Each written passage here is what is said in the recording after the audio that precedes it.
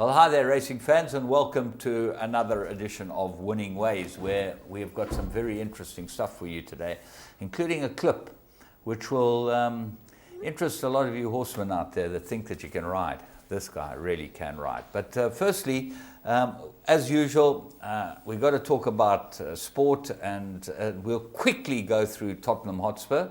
Good game. Man United deserved to win. One little tough game. We've got Hull and Burnley now this week, so we'll put us down for a few points. Arsenal, your team you gave up on 3 years ago, 2 years ago, 1 year ago, they're still doing well, Jones. Well, I'm back with them. You're I'm back with the vengeance. Back, China. But Man City got rolled, Leicester bounced back to the best. Chelsea, I thought, struggled through their win. West Brom gave them a hard time. And Liverpool are starting to hit a few potholes in the road. They don't look so good, do they? No, they don't defend that well, you know. And their goalkeeper's a bit of a fisherman. He's a bit of, yeah. And so it looks interesting, but again, it'll tighten up a lot. There's so much more that's going to happen. And people are starting to say, well, push Man City out and push Liverpool out. They're still very good sides. So Man City were disappointing. Yes, it was 4-0 down at one stage. Interesting to see how they pushed their backs well forward, and Vardy got in behind them and showed like the old Vardy. He needs that, doesn't he? If you hang back on him and don't give him any room to run through you, he doesn't look like the same player. No, you're right. They fell into that trap. But well done to them. It was a very good win. All their top players played well, so I'm pleased for them. It's hard to go 4-0 up against a team like Manchester City, but it just shows you lose a player like Kun Aguero, you're in trouble, and you can't afford to lose top players, and it's going to. It's stunted. We went through a row of draws without having Harry Kane there. You know, those could have been extra points. But I was a little disappointed in the Sevens final. I thought the English played very well. Yeah, they did play well. The big guys seemed to control the game, and we really never got a chance to run the ball. I thought we played brilliantly up till then. Oh yeah, very good side. You know, it's a very good side, and maybe a little. I don't know. Sometimes peak too early. But the Wales New Zealand games were tough. They're a very, very good side, and I think that Branko de Pree getting injured was a big blow for us, because he probably would have kicked over that last kick. The thing is, as I was watching, I was thinking, don't score in the corner, don't score, because I know how difficult it is. But I suppose they know better than I do. Yeah. You know? Branko's kicked a couple over from the sideline. So it was a great sporting weekend all round, but we got 3 to follow. Should we have a close look at these? This is some fun.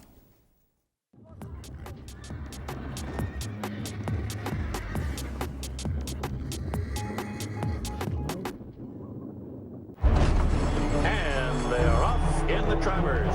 Flower Alley is the winner. His dad, Distorted Humor, he's probably one of his best sons at stud. I'll have another, wins the Derby. I'll have another in the Preakness. Lilacs and Lace, 48-1, upset. He's just a big, strong, leggy horse.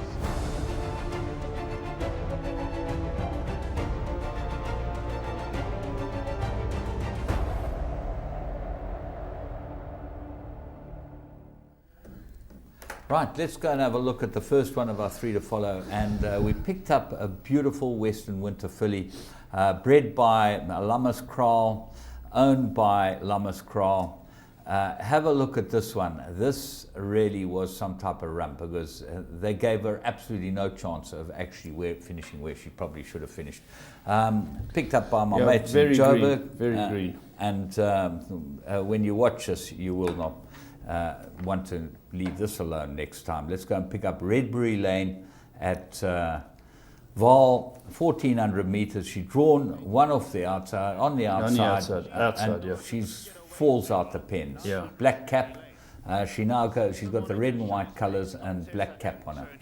Yeah, she's very, very dumb, this horse, and I think it's Blink Kumalo's in the irons. He lets it find his feet because he knows it's a debut run. But have a look, she's just been niggled along at the back here, and she runs a very good race, because where you see she's looking for space towards the outside, and she ends up on the inside, James. Well, I would have thought this is where she should have stayed, on the outside.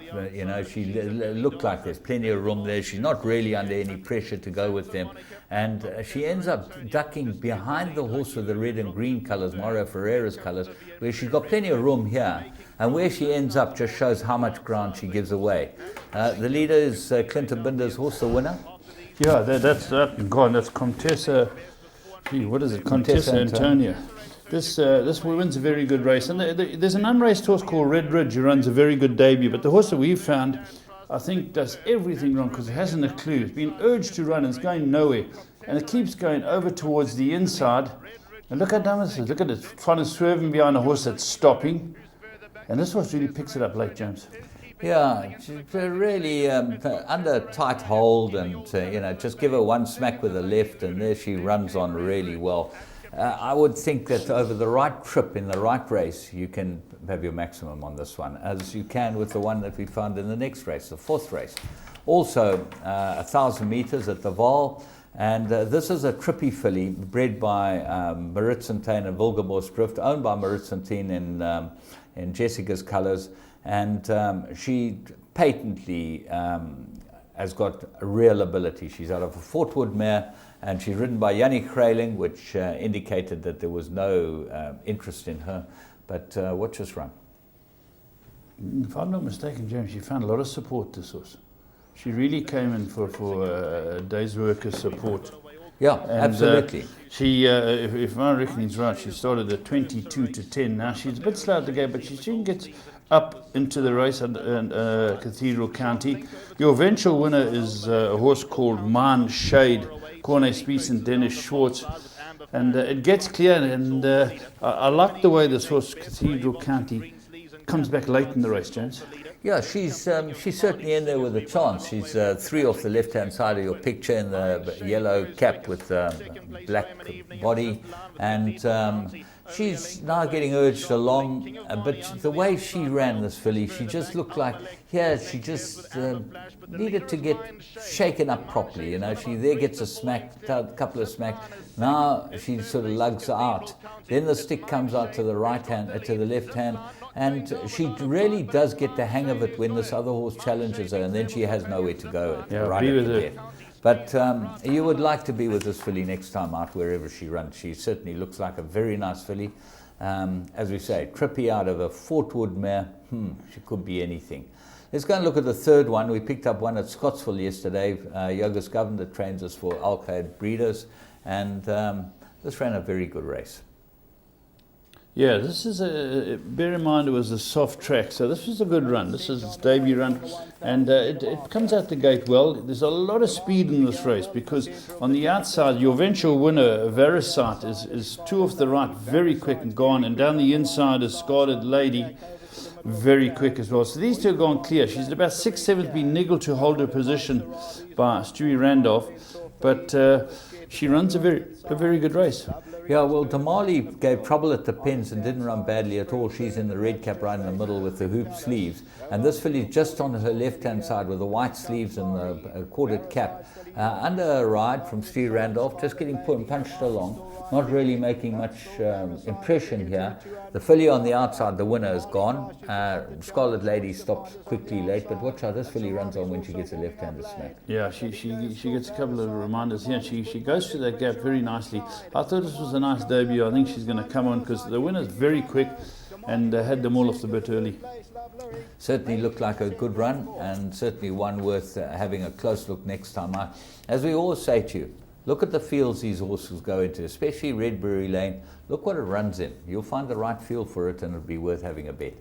We're going to move on and have a look at the Laurence Queen's Plate from 2014. And good winner this was for the man of the moment. Let's go and have a look. Put it clear. Soft falling rains won the SA Nursery by 3. Racing in the 2,000 guineas. Gates fly and they're racing in the Godolphin Mile. They're off and racing. Weight didn't matter. Class tells, soft falling rain, much too good. Soft falling rain, an impressive guineas winner. Soft falling rain is drawing clear. He he's made it 7 out of 7 by winning here today. But it's Soft Falling Rain who is powering away. We'll see out the mining style. A high-class performer wins the Nay of Joel Stakes.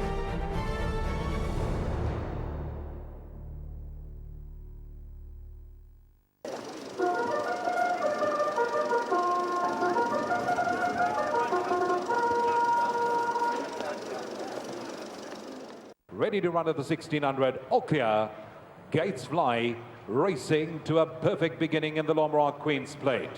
Cape Town Yorker, they began well, there goes No Worries pushing past. On the move too between runners, we've got Royal Zulu Warrior, and up there too we got Lake Arthur who's going forward in search of the lead, and Jackson is also up there in the thick of things. We then drop further back to Shavidora, sitting 3 deep on the outside of King of Pain the Grey, who had to check on the rail, and outside of him we've got the 3-year-old Red Ray who's also improving position. Next we find White Line Fever. Ice Machine has dropped back through the field. Behind that we got Corridor and Jet Explorers racing at the end of the line and sitting a good 16 lengths off the leader as they head towards the middle of the bend, just over 800 meters left to go. No Worries, the one in front. He sets the pace and goes 3 lengths clear. Lake Arthur and Royal Zulu Warrior racing in second. A length and a half away we find Jackson. On the move on the outside of runners we got Castle Thorpe, who's 3 deep into the home straight. Cape Town sits on the rail, and behind that comes Shavida Aura. Yorkers being followed further back by Red Ray as they settle for the run to the line in the Lomrock Queen's Plate and head towards the 400. No Worry says come and catch me if you can. Lake Arthur is closest to him, and Jackson is starting to unleash his run up the middle. Cape Town has gone to the inside rail, then comes Shavida Aura up the outside. Yorker, 200 meters left to go. Cape Town gets driven into the lead. Jackson is on the charge and he's coming with a late rally up the outside. Cape Town though has kicked away, and Cape Town wins the Lomrock Queen's Plate from Jackson. Jet Explorer absolutely flew to run into third. Well, there you go. Captain Noir at start now, and he beat a good field, didn't he? Very good. 5 Group 1 winners, I think. At least 5 Group 1 winners in that field. And yeah, very good horse. Upstands here in the Midlands now. You know, well-bred horse. And I think he's going to throw something with talent, because he had the hallmark of a good horse, and that's acceleration. Yeah. Very, very good miler. Very good. Top horse. Yeah. Right, we're going to move on and have a look at Plum of the Week.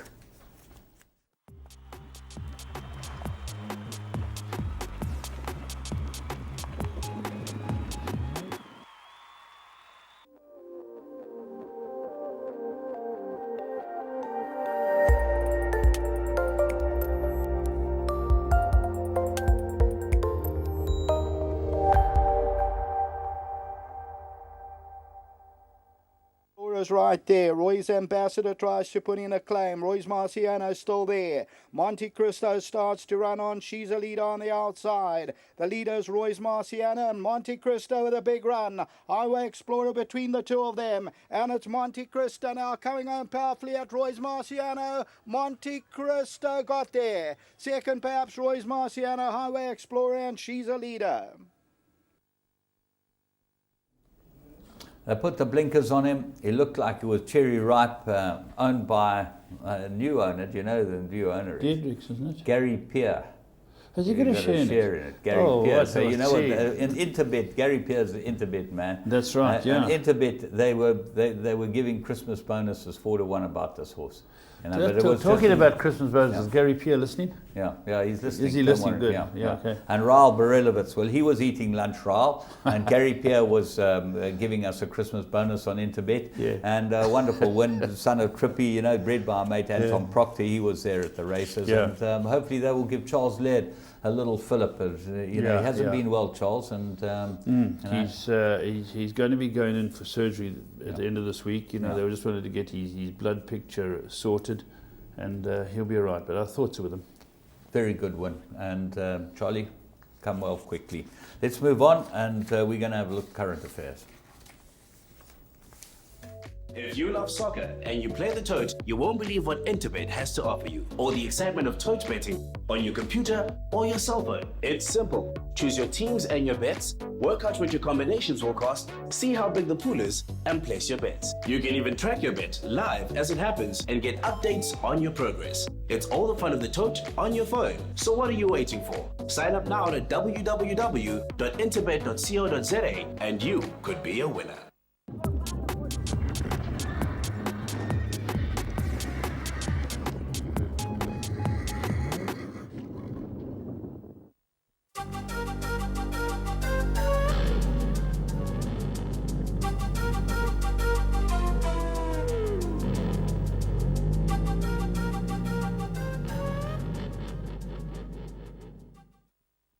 Well, the graduate of the week is Kissable, who broke the record for 800 meters on debut. Was bred by Mouton's Hook and owned by Mr. Broncos. She was 120,000 Rand buy from the 2016 national sale. Jesus is quicker than, as you say, a $1 massage.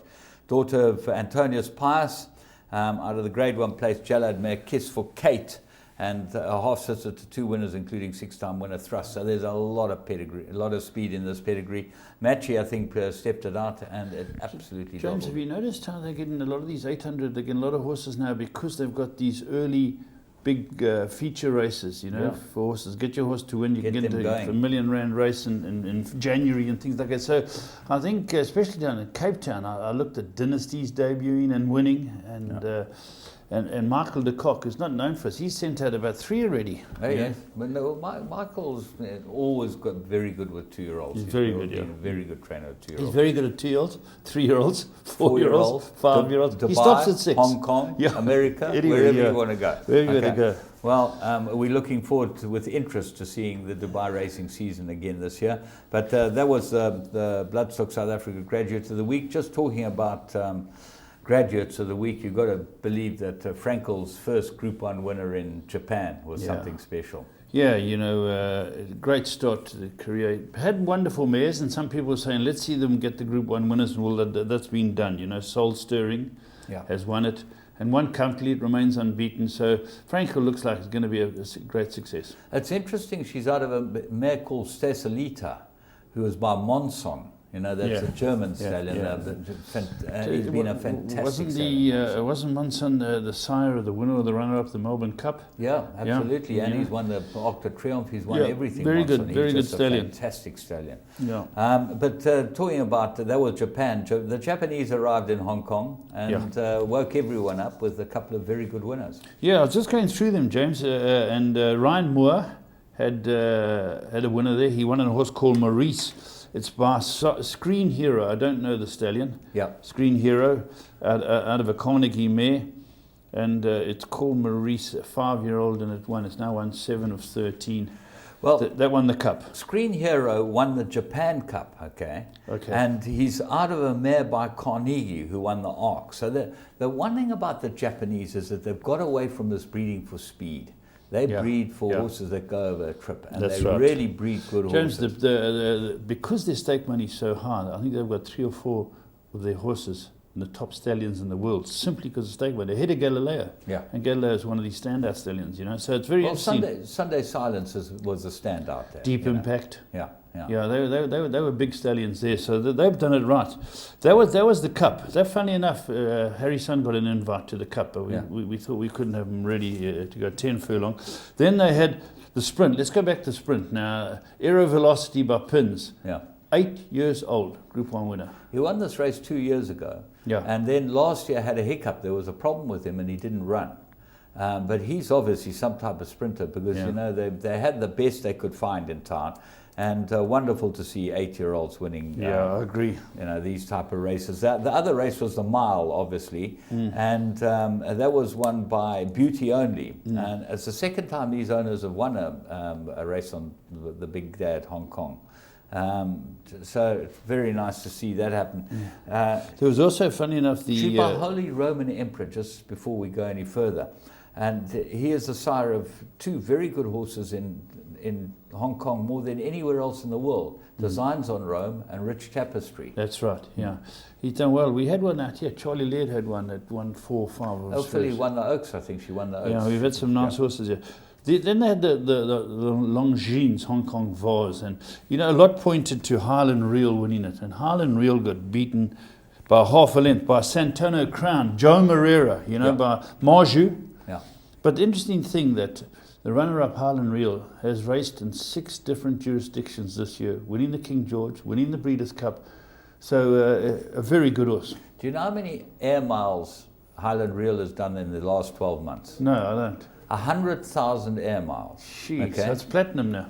He's platinum. It's absolutely incredible that a horse can do 100,000 air miles. He's been all over the world. He's been fantastic. Doug White, we talked about him last week, putting his hands down. He got a month. He's appealing apparently. Magic Millions, you know, we've got Magic Millions coming up. Zane's with me. I'll show the crowd. This is what's coming up. Here is the catalogue for the sale. I have catalogues. I have a couple of boxes of catalogues being sent. The usual guys have received it. There we go. There are the dates, 11th to 15th of January. And as you say, about 1,000 horses. There's a horse for everybody there. Thanks, Zane. That's the Gold Coast yearling sale, James. Well, the sale topper from last year was by Schnitzel, bought by Gerald Ryan. And he won first time out. Absolutely doddled in. Beautiful horse, apparently. And Gerald Ryan asked his patrons, you know, where they said they liked the horse, best horse on the sale. Where must he go to? He said, go till you get him. So they paid $1.6 million. Very good. He's going to have a bit of fun. Yeah. Arcana, the big breeding, the big sales operation in France, their average was up over 5% over the year. So I think the trend has been up.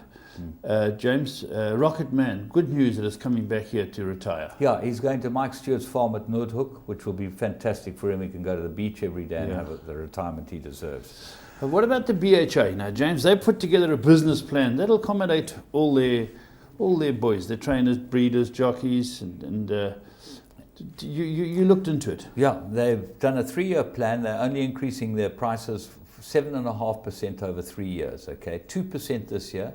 They're coming 2.5, 2.75, 2.75. So they've absolutely kept their increases to a minimum, which is very good news for the British. I wish that was a worldwide trend. Well, that should be a worldwide trend. You know? Treve, the champion race mare of a generation, won 2 Arc de Triomphes. She's going to a horse called Sala, who won the he's by Invincible Spirit. He won the Prix Mornay and he won the Middle Park Stakes. He's owned by Al Shakab. Okay. So that's where Treve's going. And the last thing before we show you the clip. Treve's in Dubawi.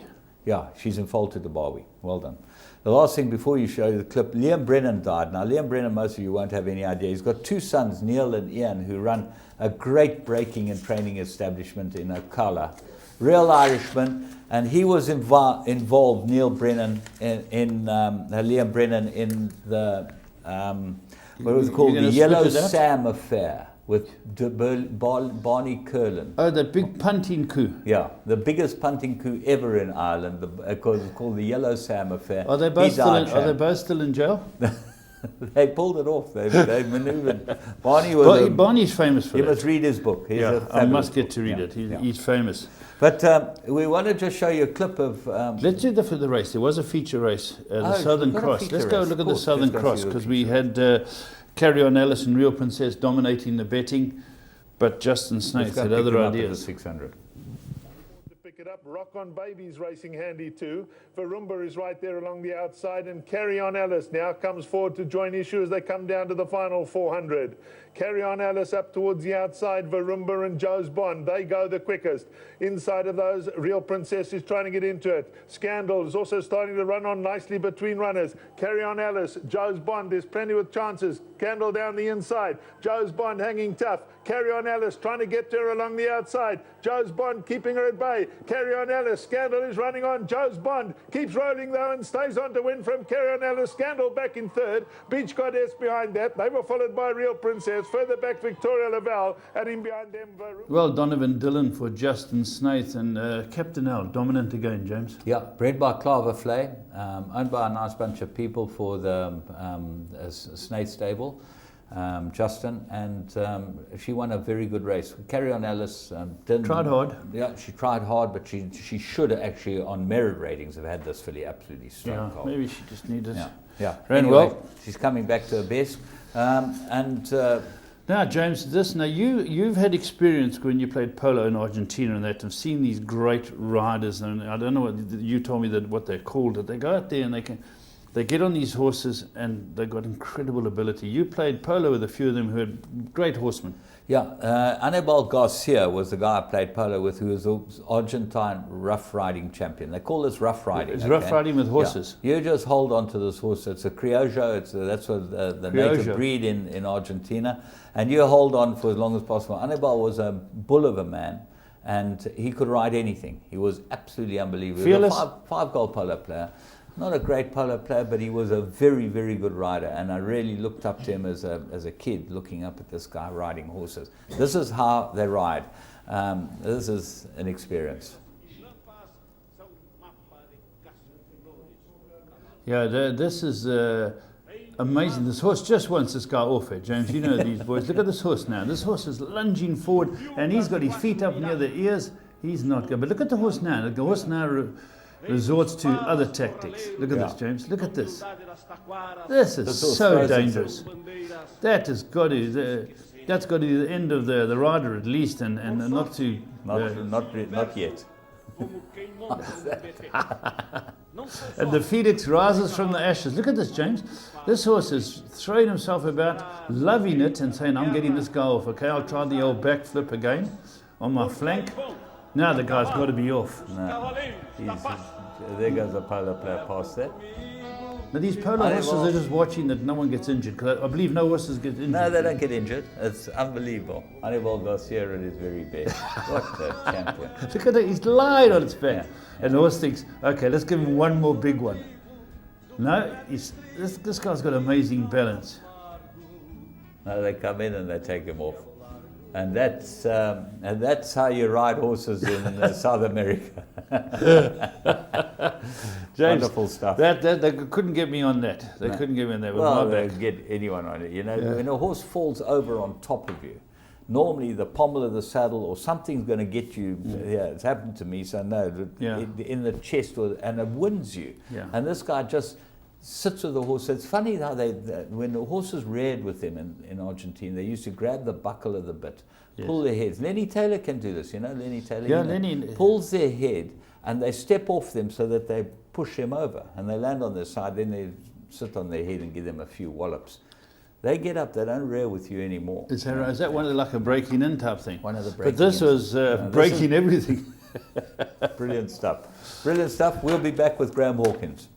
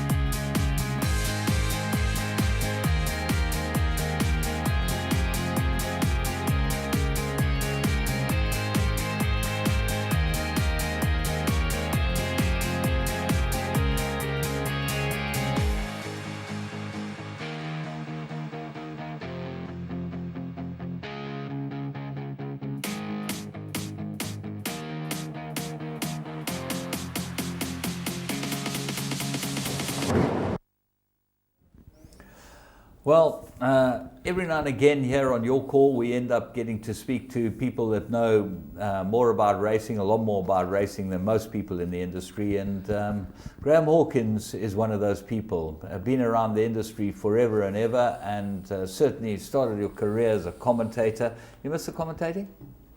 To an extent, yes, but the old man spies are not playing ball anymore, you know, so I still get the odd request to call a race now and then, but, and I must say I have an open invitation to the commentary box from both Craig and Sheldon Peters to come up and call a race whenever I so wish, but, you know, that's a closed chapter in my life. I think, you know, I enjoyed it very much. It was always very exciting, and yes, I do miss it. But I think I've got to the stage of my life now where I've got to let the youngsters get on with it. You carry on with the auctioneering. You still do the auctioning and, you know, the voice of the auction sales. Do you still find that your voice holds up? And how do you keep going? Well, people say I enjoy talking a lot, so it does give me the opportunity to do that. I really enjoy auctioneering. The commentating side of it and the auctioneering side of it has always been a sort of a pleasant distraction from the day-to-day business of horse racing. And it allows you to interact with people and be a part of the action. I still really enjoy auctioneering because it's a lot of fun, it's a lot of pressure. You obviously got the expectations of the vendors, and you're also trying to meet the market with the buyers. The vendors want more, the buyers are trying to pay less, and you're basically conducting that orchestra and trying to find a way to meet the market. Some horses are very easy to sell, some horses are not so easy to sell. I get a great deal of satisfaction out of getting more than what is expected out of a less expensive horse for the vendor than perhaps selling a multi-million rand yearling, which is easy to sell, you know, which sells itself on its pedigree. But you enjoy all aspects of auctioneering. It's looking at the yearlings. It gets you a chance to get around the sales ground, catch up with the breeders before the sale actually starts. You go out and check out every yearling that you, or 2-year-old that you're about to sell, to make sure that you know what you're selling. Obviously, it also, as I said, affords you the opportunity to catch up with old friends who you know, our lives pass us by, and it's like ships passing by in the night. They're on the farms, we in the cities, and so the sales opportunity to meet old friends is an invaluable one. And it's also nice to get a perspective of where they think things are going in terms of the industry, and to understand some of the challenges that they face. And they're facing enormous challenges. You know, racing is just becoming more and more expensive for owners and less rewarding. And that's a challenge that the industry really has to face. I'm always fascinated, you guys, how you pick up people bidding on horses, because there's very surreptitious movements. Do you get to know people and how they bid? Is it a thing? Is it auctioning horses something that experience is vitally important? I think so, because you obviously learn over the years buyers' habits. Obviously, we do rely on bid spotters to quite some extent, and it's become quite a popular thing to bid from out back. As you know, if you the buyers sometimes, particularly at the TBA sales complex, where there's the outside ring, like to spend their time out there, mainly because they can smoke there, which you can't do in the auditorium. No, not necessarily, but you're seeing the next few lots milling around before they go into the sales ring. You've got a bid spot out there who's in direct contact with us via telecommunications and microphones and speakers and all kinds of things. So more and more people are enjoying bidding out back, as I said, mainly because those are the smokers. You find the non-smokers inside, the smokers outside. And also they tend to be able to bid more anonymously from out back. But it's interesting when a horse is entering a ring and you see a couple of guys coming out from the shadows, and you just know instinctively as an auctioneer they're interested in that horse. So it's a teamwork between the bid spotters, the outback bidding arena, and of course what you've learned over the years through your own experience, and obviously having an in-depth knowledge of the pedigrees and knowing which trainers have trained which families also helps, because trainers and buyers tend to follow the same families. And you know, if you're selling a particular family and the trainer who's closely related to that family or has had success with that family suddenly emerges out of one of the restaurants and goes and takes a position alongside a pillar, he might think he's being surreptitious or trying to be clever, but we know he's about to bid. So that's where the experience comes in. Just on this, Graham, it's not an easy job, because how do you actually marry the two? When you've got someone bidding out there and you've got someone behind the glass that wants to get a certain price, and you know that you're close, you know, how do you get the message back? Listen, I've got someone that's, you know. Well, listen. We always have an assistant on the rostrum. I also like to, even when I'm not on duty, selling a particular draft of horses, I try to remain on the rostrum as much as possible to assist in that communication process. Because very often we haven't quite met the vendor's expectations, but you've got a live situation where you've got a bidder interested, and you think the price is actually quite reasonable, and you know, maybe you're 10 or 20% short of where the vendor wanted to be. But at the same time, it's like catching fish. You don't want to lose the fish. So you communicate with the vendor and you persuade him to put the horse on the market. And very often when you do that, it's quite amazing. You put the horse on the market, the horse is on the market, it's about to be sold, and then suddenly one or two more bids come from elsewhere. Because obviously also there's a situation where with reserve sales, if the horse doesn't meet its reserve, you normally see within seconds the vendor being sort of inundated with different bidders trying to do a deal on the horse. So we try to get the job done in the ring. If it doesn't get done in the ring, it very often gets done outside after the horse has been passed to unsold. For those people that are not initiated, and there are many out there, what are the sort of catchphrases that you use when, you know, a horse is on the market or a horse is trying to get his reserve, it's not on the market yet, you know?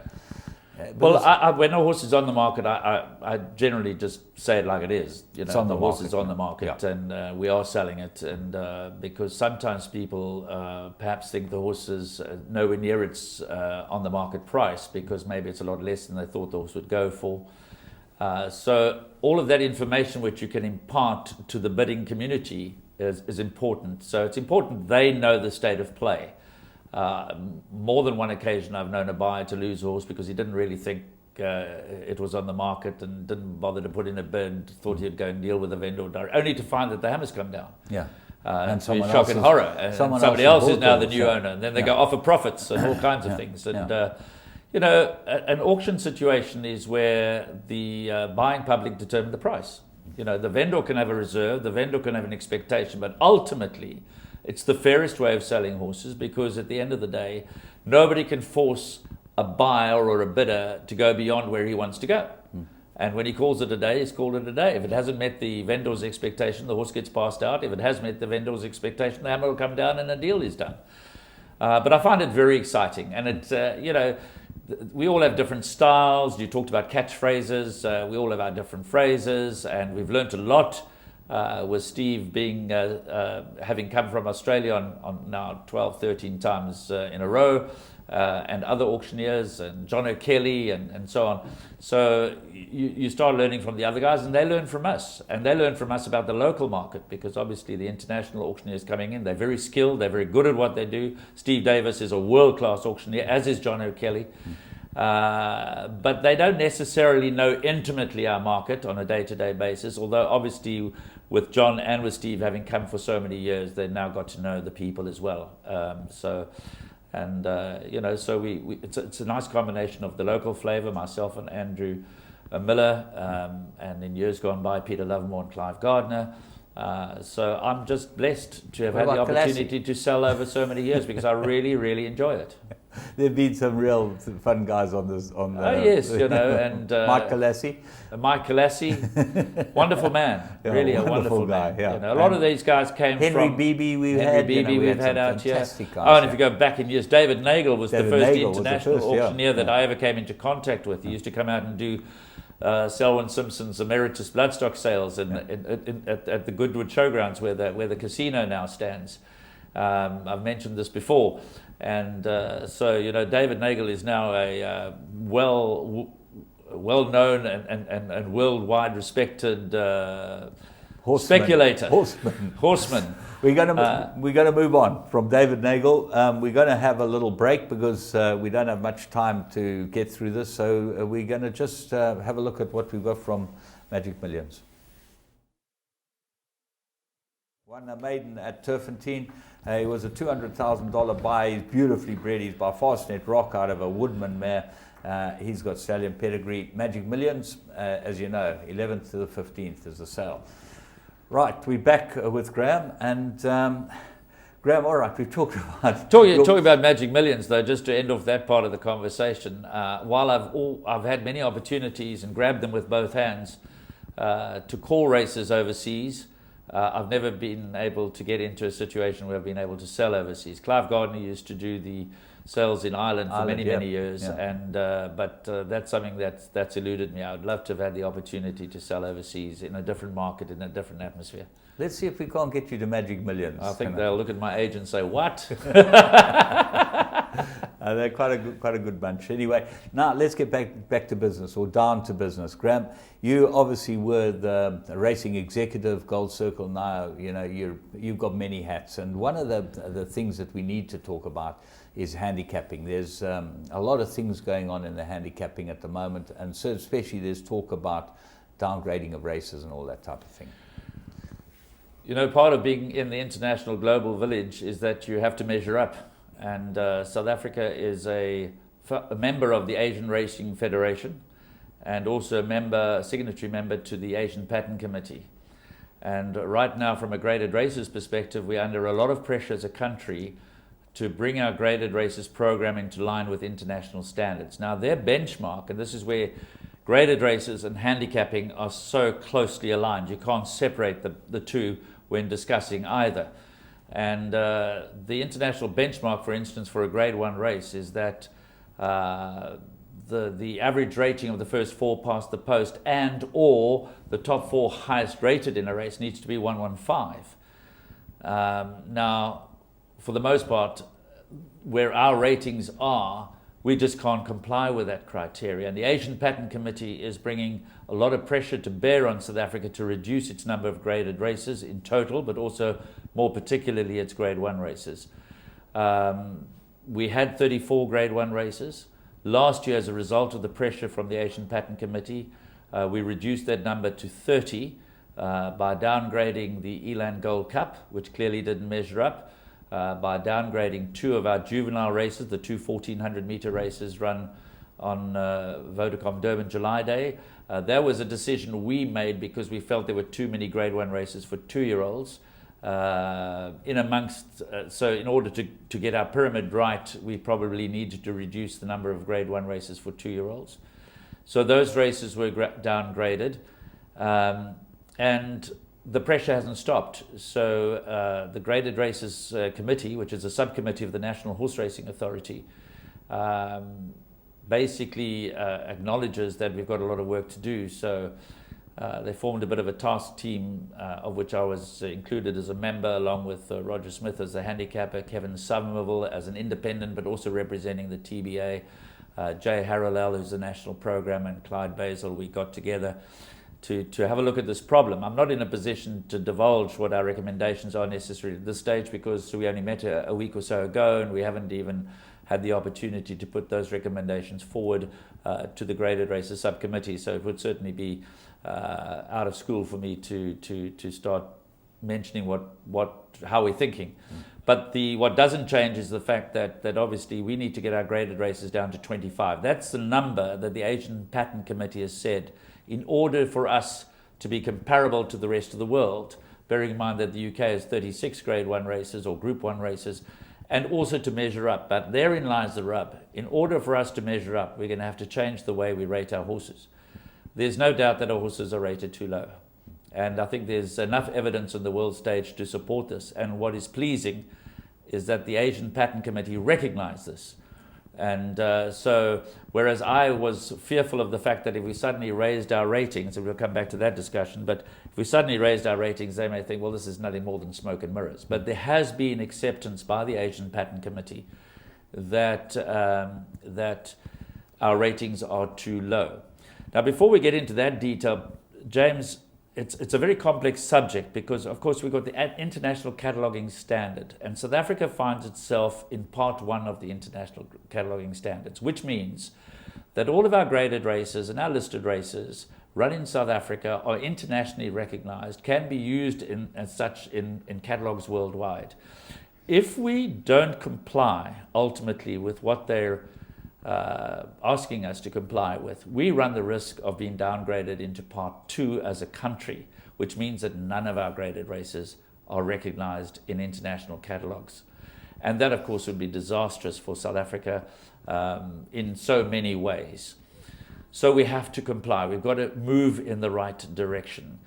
So in 2006, we raised the entire population of the horses by 6 points at that time, and we did that successfully.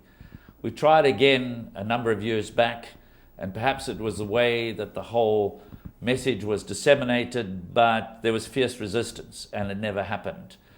The reality is we have to raise the ratings of our horses. They're just too low when compared to international standards. And fortunately, we do have a track record of being able to prove that with, albeit the limited number of horses that have left this country whose ratings have gone up. Sure, there have been horses that have not measured up, and that could be for a whole lot of reasons. They haven't travelled well, they've gone on sale, whatever the reason might be. But there's enough evidence to suggest that our horses are rated too low. I mean, for some races, for example, we had the Fillies Guineas the other day, which was a storming race, but and a true Group 1 race or Grade 1 race by our standards. But if you have to apply the international criteria, it doesn't measure up. Yeah. The Guineas coming up this weekend as well. So it's not just a question of raising our ratings, which we've asked the handicappers to have a look at and make a recommendation to us by the end of April by how much we should be raising the population. And we intend to raise the population, this much I think I can say, on the 1st of August next year. So the population of horses will go up. We're not sure by how much at this stage, in an effort to bring us better in line so as to be able to comply with the international criteria to protect our Grade 1, Grade 2 and Grade 3 races. But we have to be able to sustain those ratings at that level. So there could be a fundamental change in the way we're going to rate the horses. In other words, whereas before, and I'm just using examples, don't hold me to these numbers, but where we've tended to rate a maiden at 70 or 72 or 68, maybe the maiden has got to be rated at 80, 82 or 78 in order to affect a fundamental shift upwards, which will also help us with our programming, with our benchmark handicaps, and also complying with the international requirements for graded races. Because this is a very serious matter. This we have to take seriously. It impacts on everything in racing in South Africa.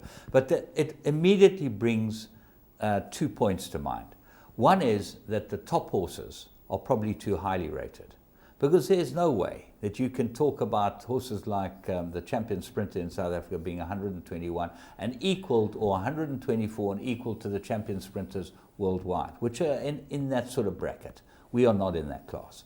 But the middle of the below that bracket. But having said that, they demand that in order to qualify at Grade 1 level, our horses must average 115. But see the stars. I mean, talk to the stars. Talk to the stars at 121, or he's come down a little bit. But he was 121. You can't put him up to 131. Well, captain of all was 126, I think, when he went to start. He's not 126. You know, when you look at the horses. Well, you say that. We had Variety Club at about 117 or 118, and he was proven to be. He was proven to be that type of rating. Maybe he was 125, 126. But, legal, you talk about horses like that. When you're talking about international Grade 1 milers, okay, horse like Legal, I don't think would hold his own with international Grade 1 milers. We just saw Maurice win the Hong Kong 2,000 meter race. He won the mile. Legal wouldn't live with him, you know. Well, the proof of that pudding will be in the eating. We didn't think Variety Club would go along there and win the big mile in Hong Kong, but he won it with consummate ease. Yeah. So I think we mustn't be too guilty of underestimating our top horses. Having said that, it's interesting in South Africa, and I understand why it happens, and I don't, but we tend to rate our sprinters too highly. Yeah. Definitely. The sprinters seem to get too highly rated. But those are issues we're looking at, and we're at the start of a process.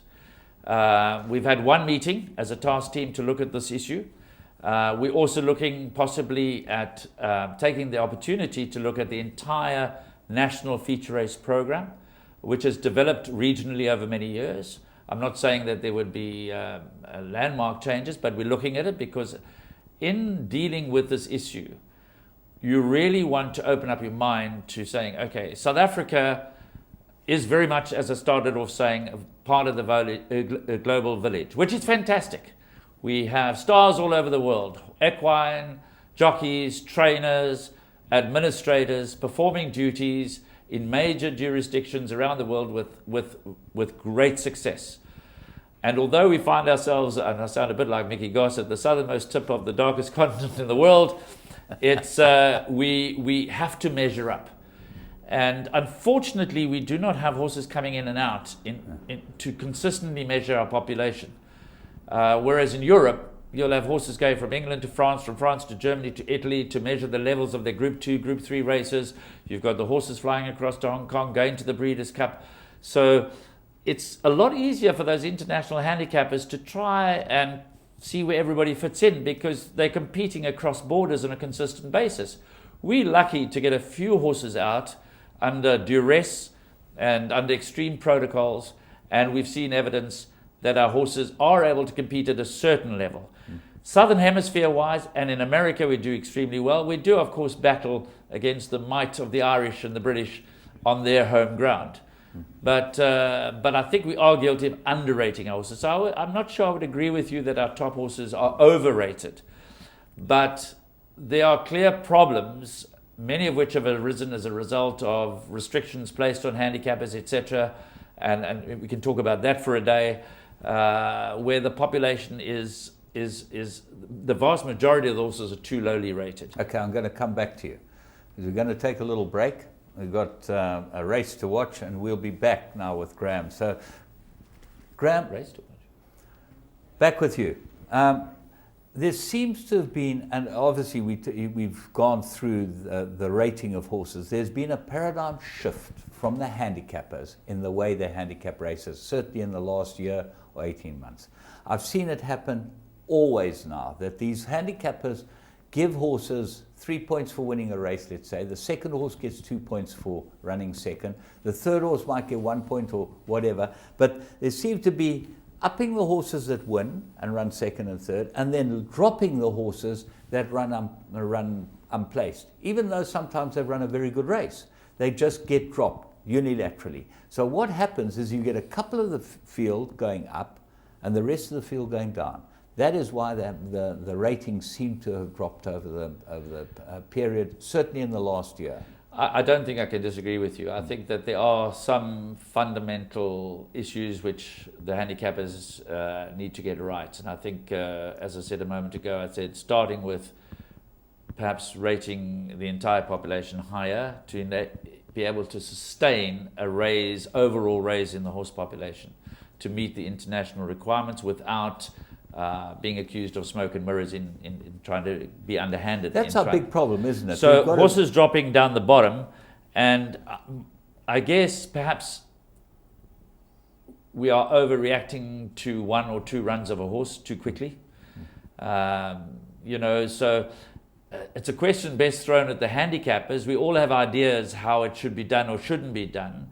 I do honestly believe, though, that I can understand at sometimes why they're confused, because there's a demand for horses to drop more quickly in order to make them more competitive. This demand comes from owners and trainers. They react to that, then they drop too fast, and you have a problem with your benchmarks, and you have a huge population of horses now where we have to introduce H divisions and I divisions to accommodate those horses. Whereas obviously if the whole population went up, we could stick to our benchmarks, and that population would then fit into those normal benchmarks. We've tried to run our handicap races whereas we have benchmarks now. It still kind of equates to the old A, B, C, D, and we've even gone as far as E. Now we're finding we have to go to F and G and H to catch or to give this an opportunity to some of these horses at the very bottom. Now, how far are we going to plummet?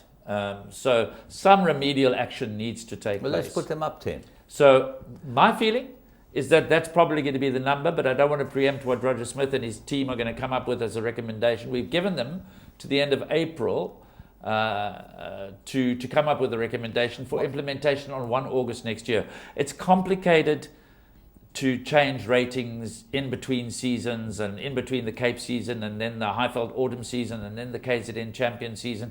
So it makes sense for us to adjust the ratings on 1 August as the horses turn a year older.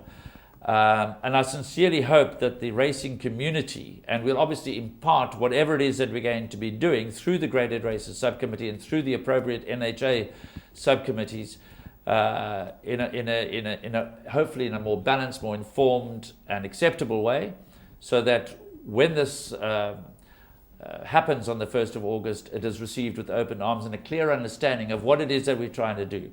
If we do nothing, and we allow our ratings to keep dropping, and be out of kilter with the international community, we face dire consequences in terms of our graded races future in this country. That's quite and clear. we can't allow Quite that clear. to happen Yeah. because it would be unjustified. We have shown that our racing has huge credibility. We export our racing all over the world. Our racing is regarded as being of a first world nature. We all may have our internal problems with this or that. They have them too in their countries. But the reality is that South Africa is a highly respected racing and breeding nation. And obviously, international cataloguing standards and the grading of races is a breeder's tool, really. Sure. At the end of the day, from an operator's perspective, we like to brag about a grade 1 race or a grade 2 race or whatever it might be.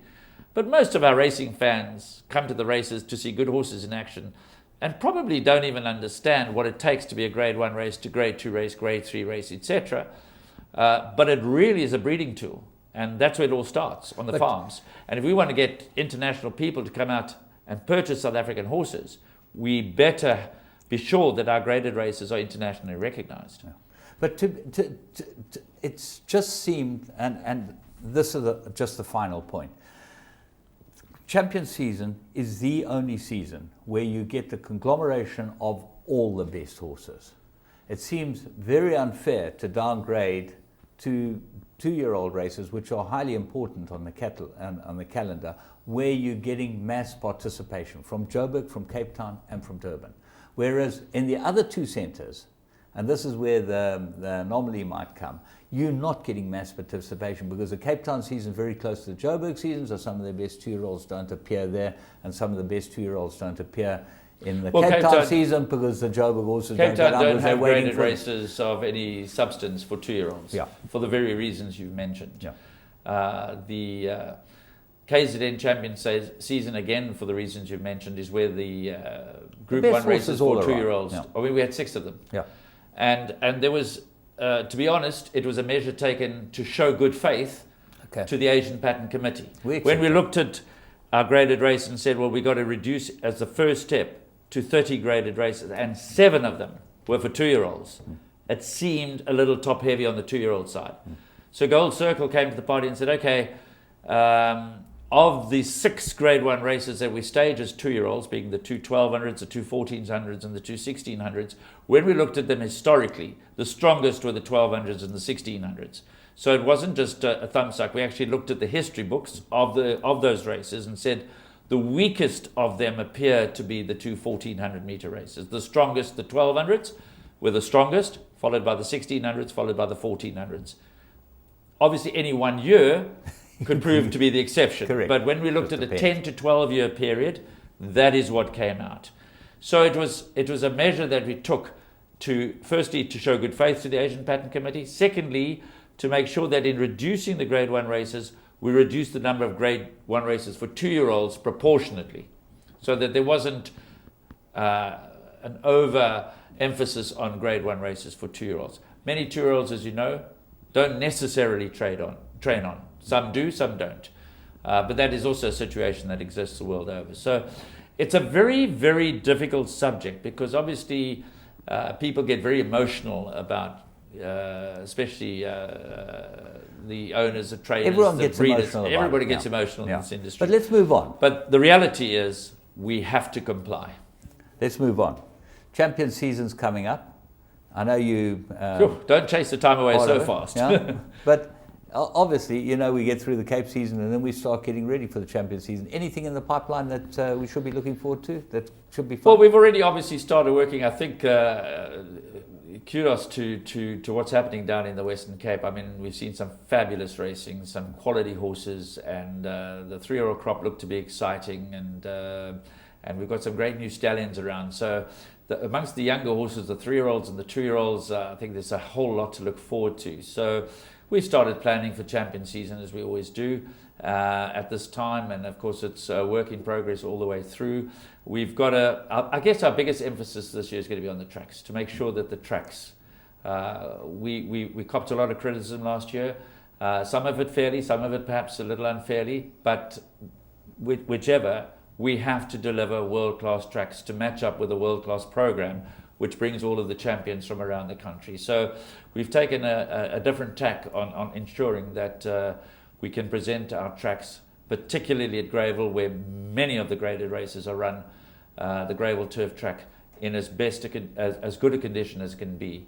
And for that reason, we're changing the spring treatments going forward to January, February, which is for the Greyville turf track. We think there'll be plenty more growth, and interestingly, that's when the Durban Turf Club used to do their spring treatment, summer treatment, whatever you want to call it. This year we're doing a couple of meetings in that period, because obviously when I talk about a complete closure of the turf in January, February, that'll be in 2018. So we're moving in that direction. So this year's been a bit of an evolving process. So we'll have a couple of turf meetings in January and February, and then close it for the entire March to ensure that we present the Greyville turf track in, as I said, as good a condition as it can be. And we are confident that the tracks will measure up to expectations this year. Scottsville's come back really good. Probably took a bit of a hammering on a wet track yesterday. It was a very good meeting yesterday. Yes, it was. I was very disappointed the last race was cancelled due to visibility. This is something we've got to sort out with the visibility. riders. What do you need? Windscreen wipers? I don't know. Maybe, you know, I find it hard to believe in this day and age when I watch racing in America on a sloppy surface and I see what they come back looking like, that our riders are still complaining about visibility. You've got to be able to deal with that. I cannot believe that the visibility was such that it's worse than what we saw at Royal Monmouth those years ago when they had the Breeders' Cup. And the riders come back caked in mud, and they take their goggles off, and their bright white eyes are coming through, and the horses are coated in mud. They don't complain about visibility. Graham, I think you're doing a great job. We've got to call it a day. Well, I think Raf's doing a fantastic job as well. I'm very proud of Raf. He's moved into the hot seat. Obviously, he and I work very closely together. I'm in the home straight as far as my career in racing is concerned, and I'm yet determined to make sure... You've had your sabbatical. Don't get clever now. Now we're talking about the finishing post. The finishing post is looming. Your sabbatical. The finishing post is looming. So obviously one has to start putting succession plans into place, and I'm really, really proud of Raf. He's a man who's steeped in knowledge, and don't underestimate Raf. He can be stronger than people think he is. He's no walk in the park.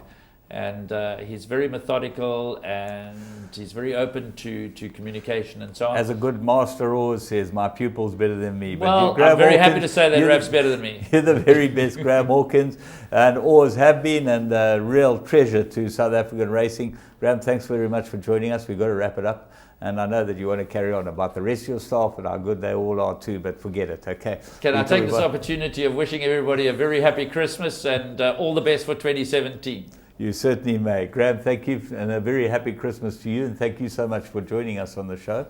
It's been very enlightening, and to all of you out there who've got many, many questions, well, send us an email. We'll have a look at them and see if we can get the answers for you. From me, James Goodman, and the whole of Winning Ways, you have a great week's racing.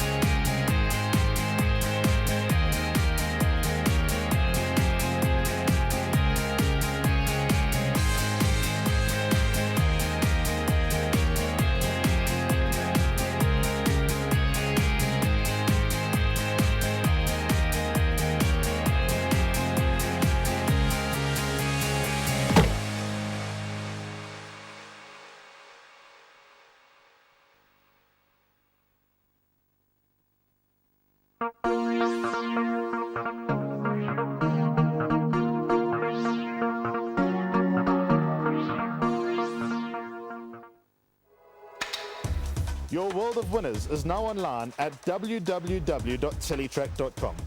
Simply subscribe to log into your account from any mobile device in South Africa and access a wide variety of content from our membership package options. Listen in via a live audio stream, catch live racing locally and internationally, or view a wide variety of Teletrack magazine shows to stay informed and updated on the go at any time. It's never been easier. Go to teletrack.com now.